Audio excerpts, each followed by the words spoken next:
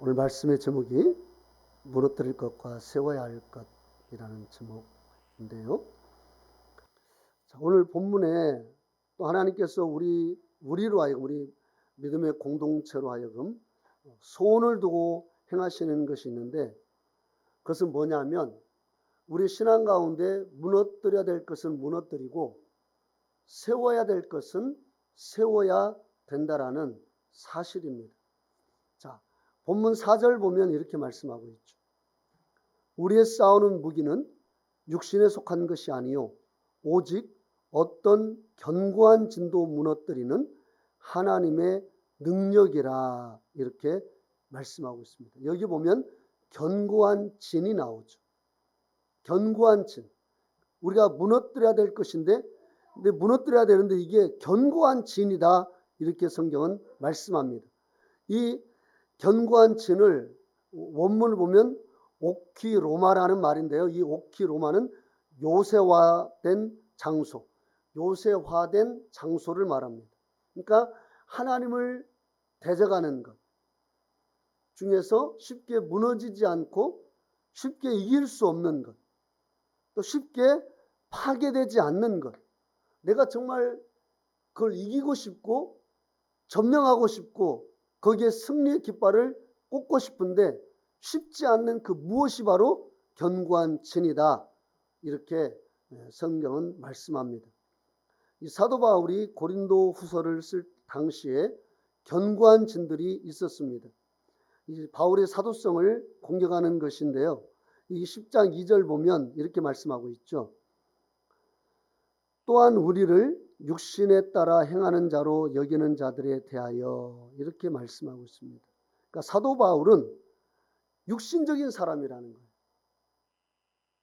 그 당시에 이 고린도 교회에 거짓 선지자들이 와서 이 바울을 그 성도들과 이간질시키는데 바울은 육신적인 자고 육신적인 사람이기 때문에 그의 말을 들을 필요도 없고 그가 전하는 복음도 따를 필요가 없다라고 이렇게 그들이 가르쳤던 것입니다.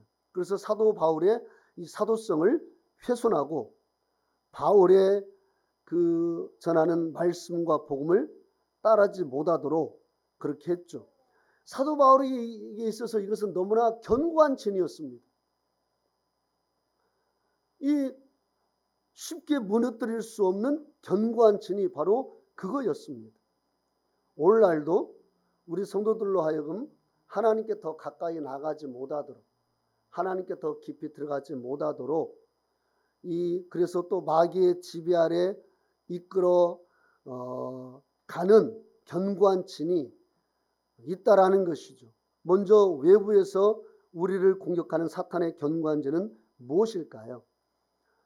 외부에서 공격하는, 외부에서 우리를 미혹해서 정말 우리로 하여금 그것을 뿌리치지 못하고 이기지 못하게 만드는 견고한 진이 있는데 그건 뭐냐면 돈입니다. 돈은 우리에게 있어서 너무나 견고한 진이죠. 세상 사람들이 무엇 때문에 울고 무엇 때문에 웃습니까? 돈이죠. 돈입니다. 무엇 때문에 사람을 죽입니까? 돈 때문에 그렇습니다. 돈에 얽혀있는 사연들이 너무나 많습니다. 진짜 돈은 견고한 진입니다. 교회도 이 돈은 견고한 진입니다. 이 헌금에 관한 설교를 한다는 게 결코 쉽지 않은 시대를 우리가 살고 있습니다. 헌금의 설교를 하면 헌금 설교를 자주 하면 성도들이 싫어해요. 그리고 떠나는 성도들도 있습니다. 또 어떤 목회자는 너무나 돈에 빠져가지고 그냥 돈을 위해서 헌금 많이 걷는 것을 목적으로 설교하는 그런 목회자도 있습니다. 그러니까 목회자가 만모니즘에 빠진 것이죠. 그러니까 돈에 목숨 거는 성도도 문제고 돈에 목숨 거는 목회자도 문제입니다. 이거 진짜 견고한 진입니다. 또 세상 문화 역시 견고한 진이죠. 창세기 4장 21절 22절 보면 이런 말씀이 있죠. 한번 찾아볼까요? 창세기 4장 21절 22절 보겠습니다. 읽어봅시다. 시작. 그의 아우의 이름은 유발이니 그는 수금과 퉁소를 잡는 모든 자의 조상이 되었으며 실라는 두발가인을 낳았으니 그는 구리와 쇠로 여러 가지 기구를 만드는 자요 두발가인의 누이는 나아마였더라. 아멘. 자, 뭘 말하느냐? 이 수금이나 퉁소를 잡는 자였다. 또 구리와 쇠로 여러 가지 기구를 만드는 자였다. 세상 이 여러 가지 문화를 형성하는 것은 이 아벨의 후손을 통해서 아벨의 씨, 그 다음에 아벨 대신에 셋을 주었죠. 그 약속의 후손의 씨를 통해서 이루어진 것이 아니라 이 가인의 후손, 하나님을 대적하는 자들을 통해서 세상 문화가 나오게 되었다라는 사실입니다. 하나님을 대적하는 가인의 후손을 통해서 세상 문화가 나왔다는 것은 우리가 살고 있는 이 세상 문화는 기본적으로 하나님을 대적하는 문화라는 사실입니다. 이는 아주 견고한 진리예요. 그래서 수많은 사람들이 이 세상 문화에 빠져서 하나님 앞에 돌아오지 않습니다. 학생들, 청년들 전도하는 것이 어느 시대 때보다도 어려워진 이유는 그들에게 세상은 너무나 놀 것이 많고 즐길 것이 많은 쾌락의 문화로 점철되어 있는 그곳을 빠져나와서 교회로 오기에는 교회는 너무나 고리타분하고 너무나 따분하고 교회는 나가기 있어서 너무나 심심하다는 겁니다. 그래서 이 세상 문화는요, 쾌락적이고 즉기 자극적이에요. 하나님을 대적하는 가인의 후손을 통해서 나온 문화이기 때문에 그렇습니다. 요한일서 2장 15절 한번 볼까요? 이 세상이나 세상에 있는 것들을 사랑하지 말라. 누구든지 세상을 사랑하면 아버지의 사랑이 그 안에 있지 아니하니. 예, 이 세상이나 세상에 있는 것들을 사랑하지 말라. 이 우주 만물을 말하는 게 아닙니다. 사단이 주관하고 있는 세상과 그 문화를 말하는 거예요. 이걸 사랑하지 말라는 겁니다. 누구든지 세상을 사랑하면 아버지의 사랑이 그 안에 있지 아니하다, 이렇게 말씀하고 있습니다. 그러니까 하나님의 사랑과 성도의 관계를 단절시키는 것은 성도가 세상을 사랑하는 겁니다. 세상의 것들을 사랑하는 거예요. 그런데요, 야고보서 4장 4절은 이걸 더 강력하게 말하고 있죠. 우리 야고보서 4장 4절을 봅시다. 가늠하는 여인들아, 세상과 벗된 것이 하나님과 원수됨을 알지 못하느냐. 그런즉 누구든지 세상과 벗이 되고자 하는 자는 스스로 하나님과 원수되는 것이니라. 아멘. 참 무서운 말씀이죠. 세상을 사랑하는 삶은 하나님과 원수되는 것이다, 이렇게 말씀합니다. 왜 사탄이 이렇게 세상 문화에 목숨을 거는지 이해가 가십니까? 왜 사탄이 그렇게 세상에 자극적이고 육신적이고 쾌락적인 씨앗을 잔뜩 뿌려놓는 이유를 아시겠죠? 성도로 하여금 세상을 사랑해서 스스로 하나님과 원수되게 하려고 그렇게 악한 것들을 세상에 잔뜩 뿌려놓고 있는 것입니다. 스스로 성도가 원수가 되게 하는 거예요. 참 무섭습니다. 우리 다시 요한일서 2장 15절로 봅시다. 요한일서 2장 15절에 이 세상이나 세상에 있는 것들을 사랑하지 말라. 누군지 세상을 사랑하면 아버지의 사랑이 그 안에 있지 아니하다, 그랬습니다. 그리고 16절에 보면 이렇게 말씀하고 있죠. 이 세상에 있는 것들이 무엇인지 이렇게 말씀하고 있죠. 한번 읽어봅시다. 시작. 이는 세상에 있는 모든 것이 육신의 정욕과 안목의 정욕과 이생의 자랑이니 이는 다 아버지께로부터 온 것이 아니요 세상으로부터 온 것이라. 아멘. 이 세상에 있는 모든 것이, 사단이 뿌려놓은 그 세상의 모든 문화는 육신의 정욕과 안목의 정욕과 이생의 자랑이다, 이렇게 말씀합니다. 이건 처음에 창세기 3장 6절에 사단이 하와를 유혹했을 때에 하와가 그 선악과를 볼 때 먹음직하고 보암직하고 지롭게 할 만큼 탐스럽다는 이 말씀이 그대로 요한일서 2장 16절에 적용되고 있다는 것을 우리가 알 수가 있죠. 그래서 이 먹음직하다는 것은 육신의 정욕, 보암직하다는 것은 안목의 정욕, 그 다음에 지혜롭게 할 만큼 탐스럽다는 것은 이생의 자랑이다. 이렇게 말씀합니다. 그러나 문제는 17절 한번 읽어봅시다. 요한일서 2장 17절 읽어보겠습니다. 시작. 이 세상도 그 정욕도 지나가되 오직 하나님의 뜻을 행하는 자는 영원히 거하느니라. 아멘. 우리가 그렇게 미혹을 받고 유혹을 받고 뿌리치기 어려운 세상에 속한 그 모든 것들은 지나간다는 겁니다. 있다가 사라지는 거예요. 우리가 사라져가는 안개에 목숨을 거는 사람이 누가 있습니까? 우리가 휴게소에 목숨을 건 사람이 누가 있습니까? 잠시 거쳐가는 휴게소에 여러분이 집을 짓는 사람이 어디 있냐고요. 우리는 누구도 휴게소에 목숨 걸지 않습니다. 다만 거기에서 잠깐 우리가 유익을 얻고 다시 차를 타고 갈 뿐이에요. 근데 많은 사람들이 휴게소와 같은 이 세상에 모든 걸 쏟아붓습니다. 다 없어져가고 사라져갈 그 세상 것에 모든 걸 다 거는 거예요. 그러나 성경은 말씀합니다. 지나간다. 오직 하나님의 뜻을 행하는 자는 영원히 거한다. 여러분, 우리가 순간과 찰나의 목숨을 거시겠습니까? 영원한 거에 목숨을 거시겠습니까? 영원한 거에 목숨을 걸어야 될 줄로 믿습니다.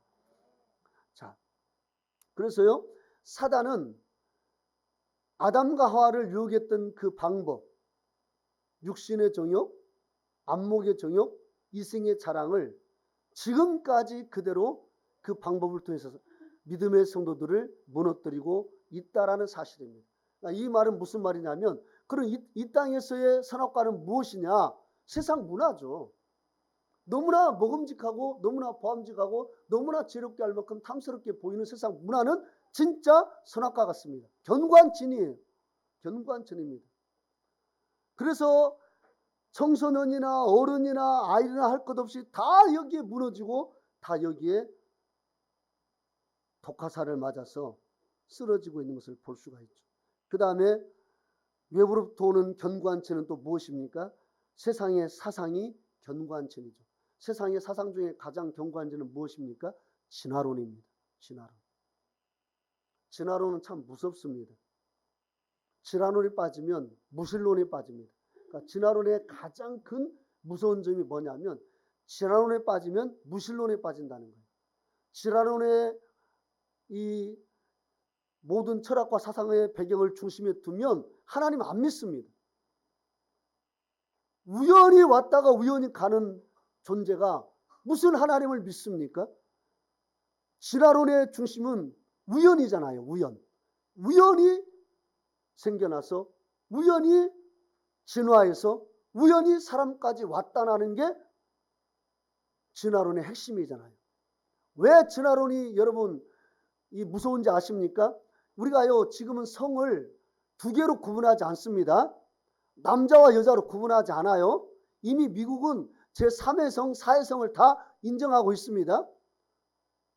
남자지만 자기가 여자라고 하면 그 여자가 되는 것이고 여자지만 자기가 남자라고 하면 남자라고 이미 여권에도 그렇게 성을 구분해 놨습니다. 여러 가지 성으로. 왜 그런 줄 아세요?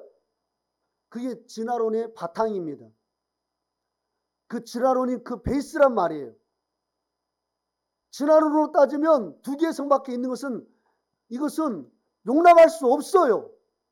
진화론으로 따지면 더 진화하는 뭔가가 나와야 되기 때문에 그래서 사람들로 하여금 하나님을 믿는 것이 아니라 그 진화론 사상에 빠질 수 있도록 하기 위해서 그 모든 것들이 나오는 것입니다.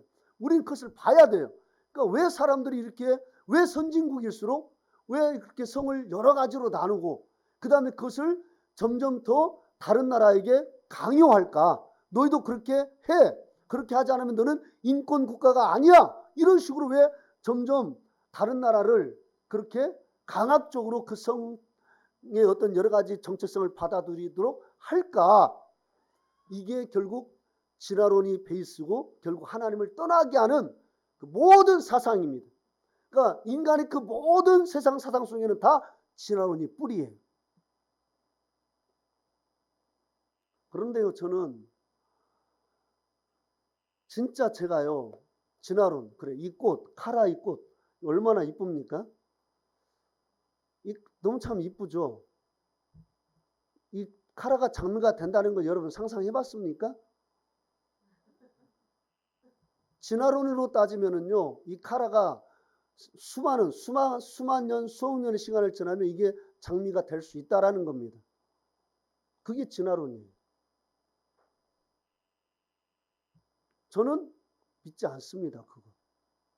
이 카라꽃은 카라꽃이에요. 창세기 1장에서 하나님은 종류대로 창조하셨다 이렇게 말씀합니다. 계속 종류별로 창조했다. 사람도 사람으로.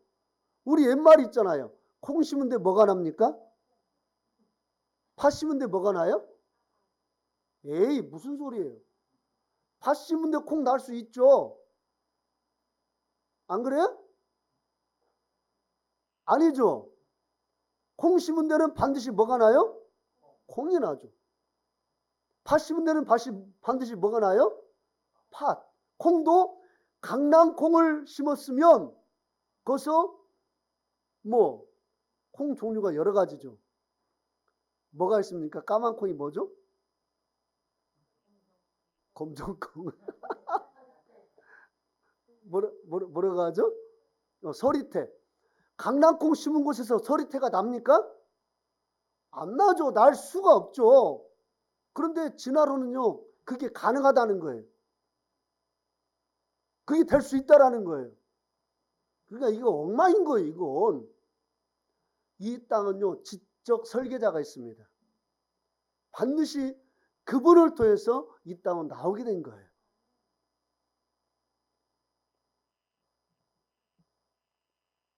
그래서 이 진화론은요, 사실 너무나 견고한 진입니다. 하나님을 못 믿게 하는 너무나 견고한 진이에요. 그 다음에 이 견고한 진이 헬라어 오키로마라고 말씀드렸는데요. 이는 요새화된 장소를 의미한다고 그랬습니다. 그러나 또 다른 의미가 있는데 고수하다, 집착하다 이런 뜻도 있습니다. 그러니까 이것은 우리의 의식과 잠재의식을 포함하는 신념체계가 이게 감옥처럼 우리를 포로로 붙잡아서 벗어날 수 없도록 지배하고 있는 그 무언가를 의미하는 거예요. 자, 그러니까 우리의 신념체계 속에, 그러니까 우리의 의식과 무의식 속에 우리가 가지고 있는 그 견고한층이 무엇이냐면 이기적인 마음입니다. 사람은 그 이기적인 마음이 누구나 있어요. 그래서 내가 뭘 하면 관대해집니다. 그리고 누군가가 그 잘못을 하면 용납하기가 쉽지가 않아요. 지극히 이기적이에요. 나는 용납이 되는데 누군가는 똑같은 일을 하면 용납이 되지가 않아요. 왜 그런지 아십니까? 이기적이니까 그래요. 견고한 죄입니다. 내가 짓는 죄는 그럴 수도 있다라고 생각이 돼요. 그러나 누군가 그 죄를 지으면 그건 죽일 놈이에요. 죽일 사람이에요. 매도당해야 돼요. 그게 뭡니까? 이기적인 마음. 견고한 죄입니다. 견고한 죄이에요. 이 견고한 죄를 우리는 무너뜨려야 돼요. 그 다음에 또 어떤 게 견고한 죄냐면 다른 사람에게는 관대한데 나에게는 너무나 엄격한 잣대를 들이대는 것도 견고한 죄입니다. 나를 너무나 못살게 굴어요. 내가. 나를 허용하지 않아요. 나의 실수를 허용하지 않아. 나도 실수할 수 있는 거 있잖아요. 나도 잘못할 수 있잖아요. 근데 어떤 사람은 자기에 대해서 너무 엄격해요. 그러니까 정신적으로 너무나 힘들어요. 원수가 우리 마음속에 너 영적인 사람 맞아? 그런데 왜 너 그것뿐이야? 이런 어떤 공격을 할 때 우리가 그 공격을 받으면 내가 내 자신에 관해서 너무 엄격한 사람들은 견디지를 못합니다. 내 안에 뿌리박힌 죄에서 결코 헤어나지 못할 거야. 너 정도의 노력 가지고는 아직도 멀었어. 너 아직 하나도 안 변했잖아. 하나님도 내가 계속 일진일퇴하니까 더 이상 안 참으신다? 그러면서 자기 스스로 자기를 감옥 안에 가두는 거예요. 사단이 계속 우리를 참소하는 거죠. 그래서 자기 자신을 미워하게 만들고 자기 인생을 방임하게 만들어버립니다. 놔버리게 만드는 거예요. 나는 안 되는구나. 여러분, 이것은 역시 사단의 견고한 진입니다. 우리는 싸워야 됩니다. 이런 마음과도 싸워야 돼요.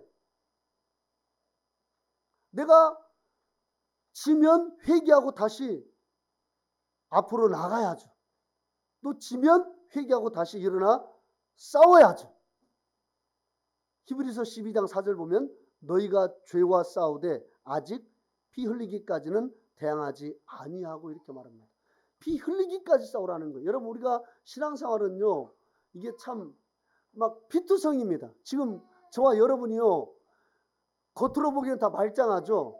다 말짱해요. 여러분 다 말짱해요. 다 예쁘고 다 그냥 잘생기고 다 보기 좋아요. 그런데 영적으로 여러분을 보면은 만신창이에요.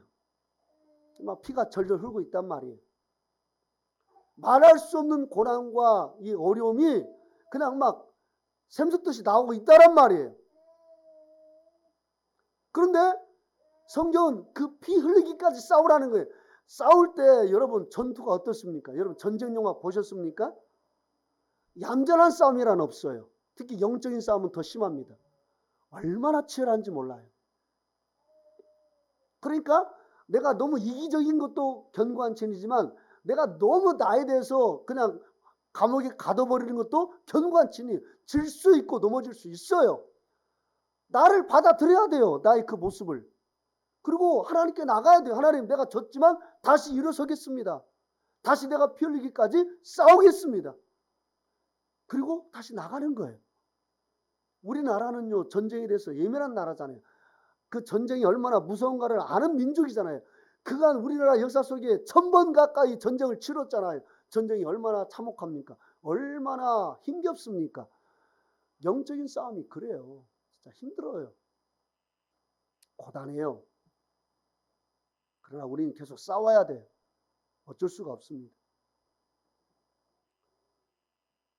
견고한 진이 우리 마음속에서 우리를 엄격한 잣대로 때로는 이기적인 마음으로 우리에게 공격할 때에 사단이 그런 마음으로 공격할 때 우리는 이겨내야 되고 넘겨야 됩니다. 넘어서야 됩니다. 그 다음에 또 어떤 게 우리 안에 있는 내면 속에 있는 견고한 진이냐면 어렸을 때 반복적으로 우리가 경험한 부정적인 어떤 그런 것들, 이게 잠재의식 속에 남아서 견고한 진으로 자리 잡습니다. 그래서 내가 뭔가를 하려고 할 때, 행동하려고 할 때 그게 나의 발목을 잡아서 내가 앞으로 전진하지 못하게 하는 거예요. 견고한 진입니다. 어렸을 때 반복적으로 경험한 부정적인 것들. 또 살면서 큰 충격을 받았던 어떤 그러한 경험, 이것도 견고한 진이 됩니다. 그래서 내가 크게 도전하지 못하게 만들어요. 할 수 있는데도 내가 뭔가 큰 실패 경험이 나로 가로막게 하는 겁니다. 그래서 도전하지 못하게 만들 것이죠. 또 어떤 깊은 상처 역시 우리를 견고한 진으로 우리 안에 그렇게 세워줄 수 있다는 사실입니다. 상처가 많은 사람은 예수님을 믿어도요 쉽게 변화되지 못하는 것을 볼 수가 있습니다. 이 상처가 견고한 진이 돼버린 거예요. 그래서 거듭났지만 항상 그 모습 그대로예요. 그러니까 어렸을 때 받은 상처, 또 살면서 받은 상처가 그에게 견고한 진이 되어서 뭔가 항상 발목을 잡아요. 항상 그 수준에서 벗어나지 못하게 합니다. 사단이요, 이 약점들을 요새로 삼아서 거듭난 그리스도인들을 공격하는 것입니다. 사단은 만모니즘과 세상의 문화와 사상 이런 것을 통해서 우리를 공격하고 또 우리 내면에 있는 그 부정적인 어떤 그런 것들, 상처, 쓴뿌리, 충격받은 것들, 자존심, 용서받지 못하는 마음, 미움, 질투, 시기, 원망 이런 것들이 이 요새화되어서 우리를 공격하고 이것이 어떤 틀을 만듭니다. 어떤 틀을 만들어요. 그래서 이 틀을 절대 벗어나지 못하게 합니다. 하나님 말씀이 아무리 귀한 약속을 우리에게 줘도 자기가 어떤 만든 틀에 갇혀서 그 하나님 말씀이 그 틀을 깨뜨리고 나갈 수 있도록 하질 못하는 거예요. 항상 그 틀이 감옥입니다. 그 사람에게. 그래서 그 말씀을 그 말씀대로 살면 굶어 죽지. 어떻게 그 말씀을 따라 살아갈 수가 있어? 아이고 안 돼. 나는 그렇게 못해.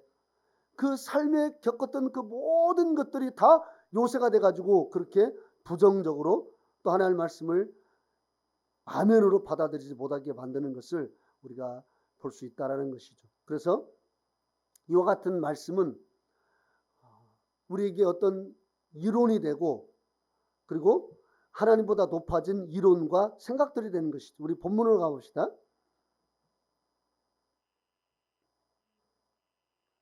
고린도후서 10장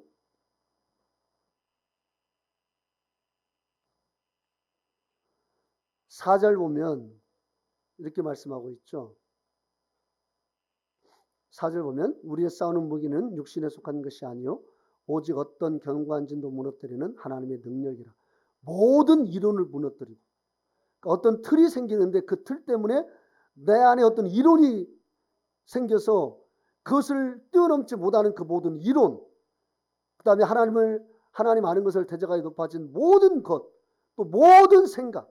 그러니까 우리가 어떤 틀 속에 갇히면 그 이론과 그 생각과 그 하나님 말씀 앞에 높아진 그런 것들이 형성되는데 그런 것들이 우리를 얽어매고 견고한 진이 되어서 우리로 하여금 하나님 은혜를 누리지 못하게 한다는 것이죠. 자, 그래서요. 이 견고한 진을 우리가 무엇으로 무너뜨릴 수 있느냐. 우리 4절 같이 한번 읽어봅시다. 시작.